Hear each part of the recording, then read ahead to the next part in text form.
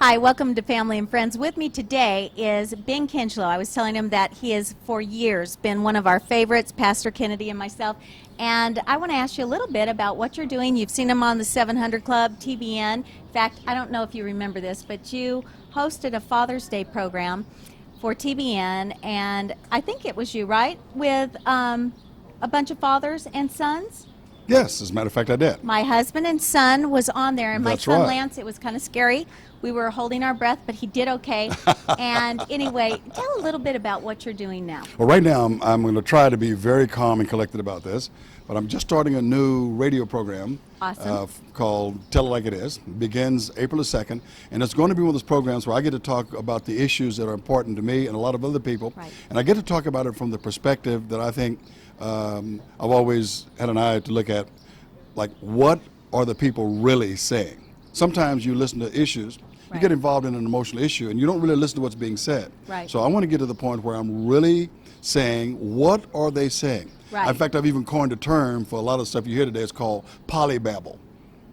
You'll hear a lot about that in the future, polybabble. Okay, so now how can they tune in to your broadcast? Well, Is we're it in a gonna be process. It's nationwide going to be or- nationwide, and we're in the process of putting together right now. So it's going to be starting off in the top 25 markets around America, and then we're going to spread across. And then from there, we go to television. So I'm very excited about this, as you can tell. Listen, I'm excited about it. And okay, what are some of the issues that Tell It Like It is going to be dealing with? What is your what's your favorite subject? All the issues that currently get people really emotional when they hear them. But you have to listen to what's being said, because if you don't really listen, you don't understand what's going on. For example, now I'll give you an example. A lot of times the adversaries or the people Right. pick out the positions, and then they make you fight on their territory. Right. For example, if I said to you, I'm a Christian and I'm pro-choice, people go immediately say, well, oh, he's in favor of abortion. If I Right. said God is pro-choice, people go, oh, how dare he say God is pro-choice. That's because nobody's really listening to what's being said. Right. If I ask you what pro-choice really means, what does it mean? To choose. To choose. It doesn't mean that you're in favor of women having abortion. It means that God has given us the right to choose. Yes, he has. Freedom of choice. But these people co-opted the word, Right. called it pro-choice, and they're not really pro-choice. They're No. actually abortion advocates. In fact, if you try true. and get somebody who claims to be pro-choice, if you say to a young girl who's going into an abortion clinic, Right. 15 years old, let me tell you what's going to happen to you. Oh, they'll get the Supreme Court on you. They'll take you to jail. Right. So we need to start listening to what's really being said, right. and then talk to them on their levels and not get emotion involved in it, because once you get emotional, then you've lost half the battle. You've lost the battle right there. Exactly. Okay, I can tell right now this is going to be a hot show. You need to make sure you stay tuned and listen to this broadcast. Look forward to hearing more Daily from you. podcasts on top 25 markets. Tell it like it is. Tell It Like It Is with Ben Got it. Kinchlow. God bless. Thanks for having me on your program. It's a real My pleasure. pleasure. Oh, you were too good. Is he good or what? Tune in on my radio show. Okay, Hey. oh, yeah, if he's not good, wait, I still want one more though. Okay. I'm gonna ask, this is so fun.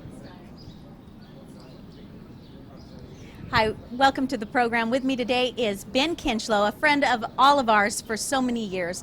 And you have a new broadcast coming out, a radio broadcast, Tell It Like It Is. Yes. Coming out when? Starting April the 2nd, and it's going to be on the top 25 markets. Daily program, 30 minutes. Listen for it. And I'm telling you, it's going to be exciting and very, very intriguing, their topics. But also, I wanted to ask Ben Kinchlow what he felt in his heart to look forward to this year. What do you have in your heart? This is one of those times that's going to be probably the next 3 to 5 years are probably going to be Right. the most exciting you will agree. find for Christian ministries. I think God's doing some things that are absolutely going to smoke people's socks. So people who are involved in evangelism Right. are going to see some exceptional things happen. At the same time, we're going to see some things happening at the governmental level Right. that have never happened before, because I'm convinced that our new president, if he gets the prayer from the people that he needs to get, is going to do some initiatives that are really going to make a difference long term. But on the other hand, we're also going to find ourselves faced with battles that I think the Ashcroft nomination was a Yes. good idea of how serious these people are about not allowing the truth to get out. Right. And now we're not talking about whether or not it's politically correct. It's truth that is dangerous to people. So a lot of people Because would say, the truth sets people free. Exactly. And if you can have convictions. You can have very strong convictions as long as they are not moral convictions. But if you have moral convictions, then somehow that seems to disqualify you from being able to do a government job properly. It's kind of backwards, isn't it? Exactly. We're going to see a turnaround in that. I do believe. So and I want you to see that. Be praying for our government officials. Be praying for ministries like Ben Kinchlow and his radio and then television broadcasts, because I'm telling you, God is going to do some awesome things this year and the next 5 years. We'll see you. Thank you. He was counting me down. I'm going, how do I finish this? So anyway. You did good. Thank you. You don't want to hide, you know. My nails are like my nail polish is flicking off, so I've got to like. Oh, I just hide did mine at midnight. No, Oh, one look. this morning. So look. So she'll show. Wait. Here, Paula. Here's his. It's his the card. clarinet thing happening here. Yeah. Wait. Do. Can we look at your Yeah. TV or your? Hi, welcome. I am so excited. With me today is an old friend of ours. She's an old friend. She's not old. A young old Yes. friend. Okay. Tammy Qualify Maltby. that really fast. As you can tell, we have done some segments before, Yes. and Tammy was one of my favorite segments. She would cook, and I would eat it. Yeah. And She'd make fun of me as I was cooking. It was perfect. It worked. Yes. But I am so excited because Tammy, she's doing a television show, Yes. Aspiring Women, and that's nationwide. Yes. And then also you are in the process of writing a book. Yes, I am. And it's called what? The name of the book is called The Life Givers, Ordinary like that. Women that Produce Extraordinary Life. And it's a really neat concept about understanding what women were created to be. See, I like Meaning that we were created to be life givers. We don't become life givers. Right. So it's to really empower women to see the power that they have to create life in all the sphere of influence that they're in, starting with their homes, their family, and their children, and then going out into their neighborhood, out into their community, the state, the country. Eventually, women have the power and the gift to influence the world. Right. Women really are the doors that men walk through. They are the opportunities that their children walk through. And That's the to truth. empower women to see that every opportunity they have to give life. You know, the sunflower seed is really a neat illustration because it it is. has I like love this. 850 seeds in the head. And about 500 of those seeds actually come to fruition and they produce life. So we never know where the life is going to come from. Right. We just plant the seed. We believe that God is going to produce the life in that good. seed. And we trust that in the lives of our children and in our friends and in Right. our marriages. So That it's a life neat will thing. spring forth. Okay, I want to ask you about this because you were talking about life giver in the home. What about with our daughters? What Yes. is shaping our young girls, Yes. their image, their concept of who they are? So good. Yeah. I think today our daughters, I have a 13 and 14-year-old daughter, and so I'm right in the center of that issue. Right. That we are finding as my girls are getting older that this whole concept of who they are as women and who God created them to be, one of the aspects, of course, being a life giver. Right. But what we are seeing today is that young girls, as they move into femininity, you know, my Tatiana was a tomboy for years. Right. And then all of a sudden she became a young woman, and she moved from this tomboy state of wanting to identify of being a woman, Right. but she moved past from the tomboy state into a sexual state, meaning she wanted to identify with being a woman, of being feminine, but she didn't know how to do it. So the media said how you do that is you become provocative. You dress provocatively, Yes. you become sexual. everywhere. Bombarding. Exactly. Yeah. And so now I'm in this process of helping to draw her back into coming into to an identity of who she is as a young woman, the feminine part of her, Right. which is really interesting because when you do a study on femininity, you understand one of the aspects is wisdom. Yes. You know, the book of Right. Proverbs Proverbs talks 31, about, right. and she's seen as a woman. Yes. The Lady Wisdom. Right. And so teaching our We daughters. could have told them for years about Exactly. women with wisdom. Because what do we think of as femininity? Right. You know, we think of bows and, you know, frilly. That is what the feminist movement has hated. Right. They have said women are, that is not who we are. But that's true. It's not me. It is right, because Right. God says that's not who we are No. either. And so helping our daughters to understand that femininity, who we've been created to be, is wisdom, is femininity, not sexuality, is strength, is inner beauty. It's strength, not weakness. Yes. It's a person that can take charge. Yes. As it says in Proverbs 31, clothe their whole house, go out and buy a Yes. field. I mean, you can do it all. That's right. And, you know, you've got to get her book. I'm telling you, this is a life-changing book It's that will going to be. change people's Perspective. and of themselves. And I'm hoping that it will really empower women to Yeah. see that God's created them to be life givers, that they have the power to put life and give life, because Jesus is our ultimate life giver. He is life, Yeah, right. he is And we've been created in His image. Yes, right. God's image as women. You know, Yes. so many times we think of that as only men. Yeah. Oh, that is Well, so good. biblically speaking, Yeah. God Himself said we are created in His image. So it's neat. But anyway, it's good No, to be that's back awesome. with you. Thanks. You got to get her book. Yes. And thank you, Tammy. Oh, you're and welcome. thanks for watching. Now, we've got some people ready to pray for you. And I'm telling you, if you've had a self-image problem, if you Yes. feel less than enough to meet the demands, if you don't feel like you measure up, I'm telling you, I believe that your turnaround, your beginning, a new start, is at the beginning of prayer. So call right now. That's good. Get prayer. I believe God is going to really hear your cry and answer that need today. God bless. Thank you, Tammy. That's That was good. You did good. I'm excited job. about your book. Oh, thanks. I want to read your book. Yeah. I haven't written it yet. I'm just So hurry it up. Yeah. We've got it. We've 4 chapters written, but Normal couples. Oh, yeah. We're Pastors very and wives. normal. Yeah.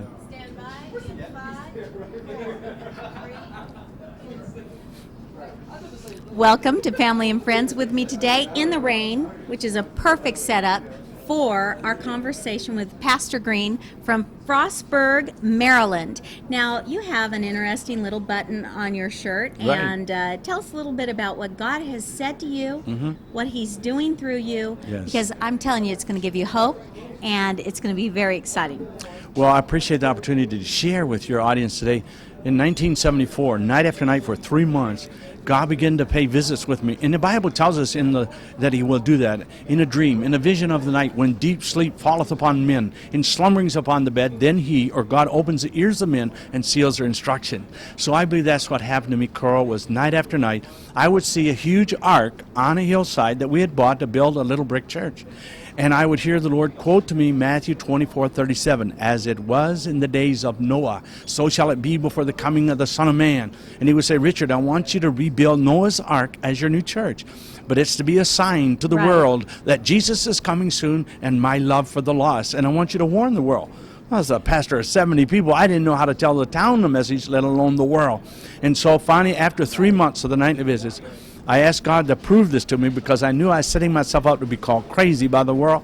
And he fulfilled those two requests. Right. And so I told the church first, God said. Right. And then all of a sudden, the door just opened up. I mean, NBC News, CBS News, ABC News, 700 Club, the OPTL, TBN. And now, Yeah. family and friends. Family and friends. Yeah, no. But you're actually fulfilling what I couldn't understand. People, he said, Richard, people from around the world will help you build the ark with their talents, materials, and their monies. And I can remember saying, God, how can they? They don't know I'm Right. here in Frostburg, Maryland. Right. Who's heard of Frostburg, Maryland? But here I am. hadn't. Yeah, Yeah. now you have, and now you're helping me to share with your audience this important message. People don't realize it. You know what? In Noah's day, they didn't either. In Matthew 24:39, it says in that verse 39, Right. and they knew not until the flood came and took them all away. So let me ask you this. Do you believe that, that this is like a sign of the last days? Yes, very definitely so. It tells us, Jesus told His disciples what they could look for in Matthew Right. 24. It said in the last days it would be in diverse or many places, Right. famines, floods, and earthquakes, and all these. And we can turn on the news and see all of that. Exactly, and they're increasing Yes, rapidly, they are. Yes. multitudes We away. have some geologists that are in our church, and they were telling me that the amount of earthquakes are exponential in the amount of how many are taking place around the world. It's incredible. And so, I mean, these are signs of the last days. Exactly right. And then you're building a physical ark. Yes. And what has that allowed you to do? Oh my! It's loud. When I drove into town on a salary of $5,400, I said, "On this salary, I'll never leave the town." And so this vision, because God has told me to tell the world, has sent me all over the world. I've been in 28 countries. I still don't make $30,000 a year like I did in secular work before I started working for the Lord for $5,400. But He said, "Richard, I shall supply all your needs according to my riches and glory." I owe no man nothing as I stand here today. I had $300 when I started. In the concrete foundation for that ark, there's over $300,000 in concrete reed rods and anchor bolts. Standing up in the steel that is a superstructure is over $430,000. Donated from all over the world, just like God said. And that picture of you next to the steel, Yes. you're that little tiny dot on the screen. That's right. And people can actually, there's a picture of how the ark will look, and they can actually walk in. I mean, I Yes. think this is so cool. I was really Right. proud of getting Noah's Ark painted on our nursery walls. And Great. I was really thrilled about that, but I can't wait to actually get to go to Great. your church, walk in, but you're sharing. The cool part is God gave him a word. He stepped out in faith. Yes. This is a key. You've not given up. Never. Be not weary in well-doing, for in due season you shall reap if you don't give up, That's if you right. faint not. So we're going to see this ark built. Amen. We're going to see people come to Right. Jesus. You're sharing that message around the Yes, world. absolutely. And what would you say to people? They may not be building an ark, but Right. God has given them a word. What would you Yes. say to them? I would encourage you to keep on keeping on, because Good. in due time That's right. it shall be done. If you be faithful, God said, "Richard, you build a kingdom and I'll build the ark." And so that's been my goal, to reach the lost. And I've seen thousands come to Christ, and God's building the ark, not me. That's it. So I would encourage them, don't That's give good. up. Don't give up your vision. You're only an answer away from its finalization. And you know what? That starts with prayer. Call the number on the screen right now. We have someone just ready to pray for you that God's vision, His word in your life will come to pass, that nothing will stop God's word from being performed Amen. in and through you, like Pastor Green. So God bless you. Call right now. Thank you so Thank much. you, hon. That was good. Oh, it's God. Can't wait. I'm telling you. Praise God. It's awesome. Yeah.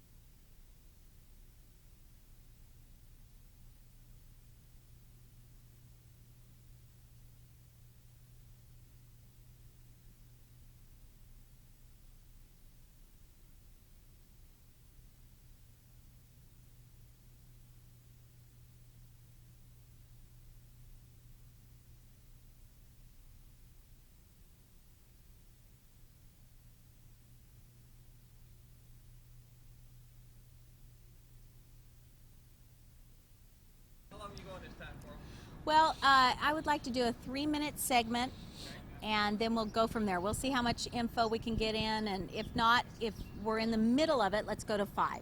5 will be the maximum length. For each segment. Yeah. Okay. It's better to do 2 to 3 minutes, because then I can always roll them in. But sometimes it just can't get it said. Right. Just feel free to take it back from us at any time and close it out. Okay. Thanks.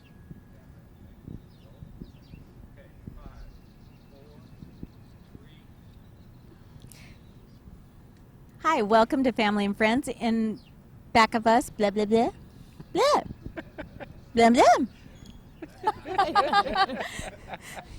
blah, blah. It's my first time, folks. I've never done this before. Oh, yeah. Yeah.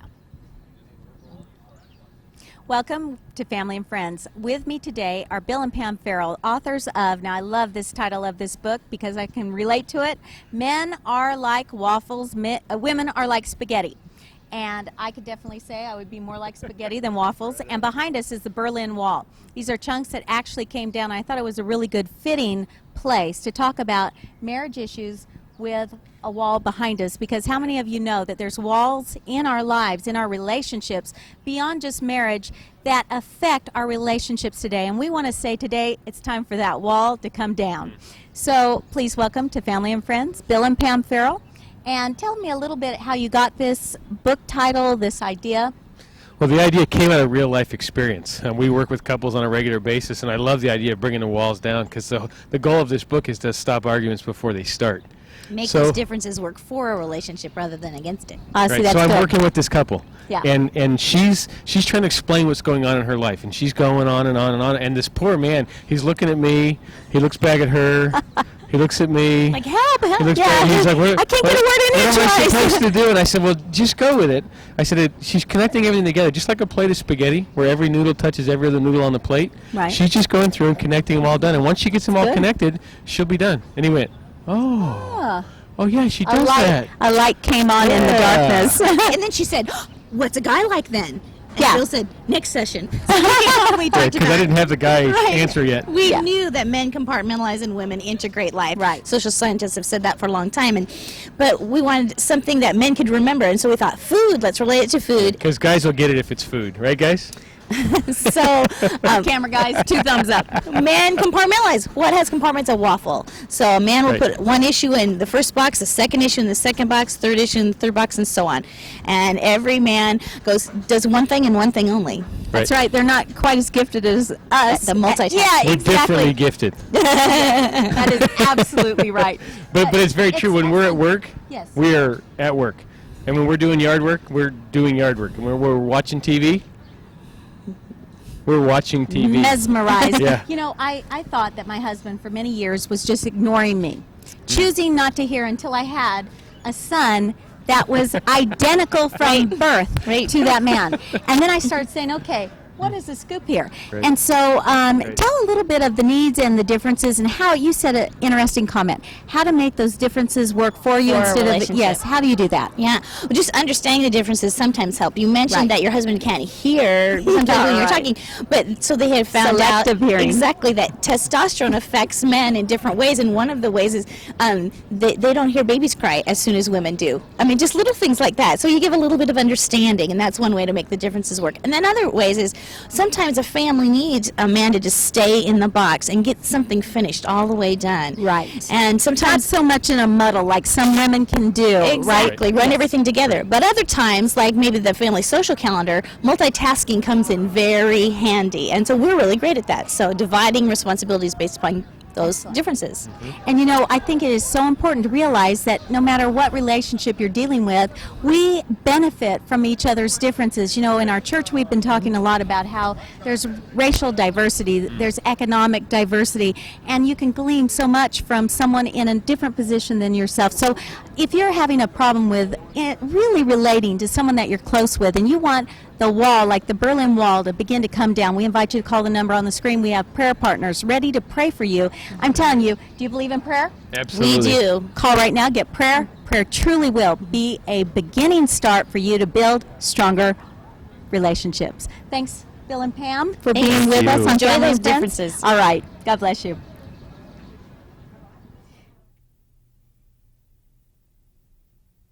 Marriage conferences. Because every time we do, we get in this big fight right before we walk out there. Oh, spiritual tech, totally, yeah. Oh yeah, and so Always. it's like you get up there and you got to talk about, no. you know, how to have a happy marriage. Let's talk about Yeah. Let's talk about how men are wrong and women are right. You know, We have a little skit we'd like to do for you. this is a reenactment of 5 minutes ago where he was all wrong. No. You're right. Yeah. So hey, I just have one question for you. How does it feel to be wrong all the Yeah, time? yeah, exactly. Does that bother you? Yeah. How did you ever learn to deal with that? I love it. Okay, we did the differences, huh? Let's talk about stress. Stress would be great. Yeah. We're going to do the whole issue on stress in relationships, men and women, the differences, and we'll bring up why you guys are the authorities. They've written the book. because we're from more than 50 miles away. So And this would be a good 3-minute one, hun. We could probably do this one in 3 minutes. Yeah, I think. yeah. I'm going to just, you guys are going to talk. I'm introducing, I'll end it. Larry. Coral. Your best friend, Coral. It's good to see you. That's okay. I was with your wife and she remembered my name.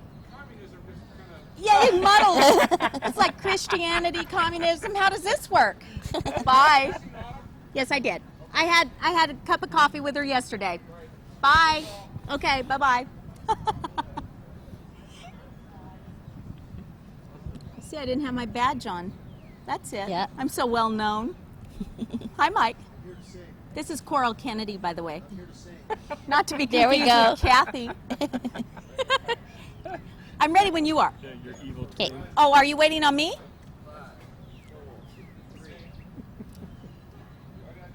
Hi, welcome to Family and Friends. With me today are two great people, Bill and Pam Farrell, and they've just written a great book that I encourage you to get. Men are like waffles, women are like spaghetti, and I can definitely relate to that. And behind us is the Berlin Wall, and we're talking about relationships, and so many times the areas of our past and our differences and how we deal with life creates walls in our relationships, and we're going to talk about how to deal with stress. Now, I don't know if you can relate to this at all, but I can relate to stress. So how do men and women deal with stress differently? Well, guys like to de-stress by going to their favorite easy boxes. We say men are like waffles, women are like spaghetti. So they like to go to their favorite easy boxes. And God's kind of helped us out with this one because they look like boxes. Newspaper looks like a box. The TV Right. screen looks like a box. That's The newspaper looks like a box. The garage looks Refrigerator. like a box. The refrigerator, yeah. The basketball court, football field.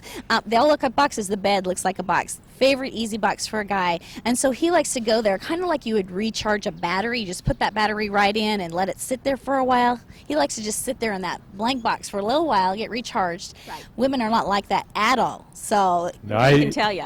right. Go ahead. And it's my experience that you ladies relieve stress by talking through. It's as if your life came disconnected, just like a plate of spaghetti. Everything's falling off, and you're trying to put it back on. And so ladies tend to deal with stress by talking their way through their life. Right. And if they can reconnect it all, life's okay. Makes I've seen sense. this over and over again with Pam. She'll get real stressed, and she'll just start talking. And I've learned to keep her talking and keep her rolling and keep her moving. And it's amazing when she's done, when she's got all connected, she says to me, Bill, I'm glad we're doing better. Now, you understand. You haven't said we one word. are not doing better. She is doing better. Is this where the line, if mama's happy, everybody's happy. Yeah. See, and a lot of men are afraid to let their wives do that because they're afraid that they're never going to stop. Right. And But we I just do. want to say to all the men who are watching, I want you to keep this in mind. When your wife needs to talk through, imagine everything in your life ended early. Imagine every sporting event you watched. Middle of the fourth quarter, the TV goes off and you never know the final score. Imagine every meal you sit down to watch. Halfway through, it gets cleared off. You never get to finish it. Imagine every project you work on at home or at work. 2/3 of the way through, you have to abandon the project and never finish it. Guys, how you doing? See, that irritation that you feel, that's how your wife feels when she doesn't get to finish That's her good. conversations. That's why so many of you are living with frustrated, irritated women. angry women? Right. Go ahead. But if we as men would learn to just let you finish the conversation, tie it all together, you become really easy to live with. So they And should it's just an pack awesome up their thing. bags and go on a listening journey with their wife. Because at the end, she's going to go, thank you so much. You understand me like nobody else. And then she's going to want to meet his needs. That's right. That's the way it works. Give and it shall be given back to you. Good measure, pressed down, shaken together, and running over. Now, I'm telling you, men and women truly are different. They are like waffles and spaghetti, but God can make those differences work for you, not against you. He can bring that relationship together, and you need to take the wisdom from Bill and Pam Farrell and use it in your relationships beyond just husband and wife, but with friendships, with parents, with coworkers, with the people at your church. God wants to help you build bridges instead of walls like behind us, the Berlin Wall. He wants those walls to come down. He wants a bridge to join you and your friends together. God bless you. Thanks for watching. We've got someone ready to pray for you. Call right now.